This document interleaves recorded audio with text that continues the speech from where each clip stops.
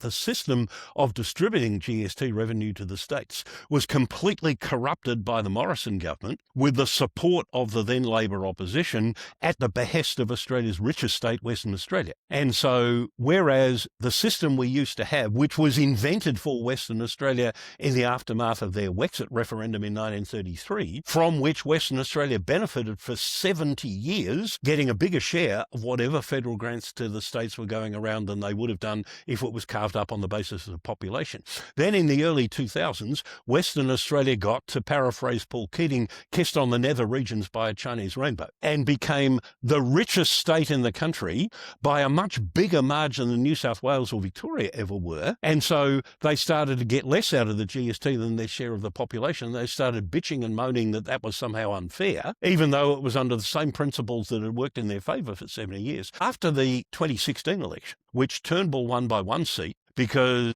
the coalition won 12 out of 15 seats in WA, and then Morrison won the 2019 election by 2 seats because they held those 12 seats in WA, and then Albanese won the 2022 election by 1 seat because he won 4 seats in WA off the coalition, and the coalition lost another WA seat to a Teal. For 9 years, Western Australia effectively had the National Parliament by the short and curlies, squeezed as hard as they could and say, basically, give us more money, or you will lose all your seats from Western Australia in the House. And to their eternal shame, both sides of politics rolled over to WA's extortionate demand, and the federal government is now giving $7 billion a year, more than Western Australia needs, to Australia's richest state so that it can run surpluses while everyone else is running deficits, and so that Western Australians can have better public services and lower state taxes than everybody else. I call that the worst public policy decision of the 21st century, because it has corrupted the biggest single spending program in the federal budget,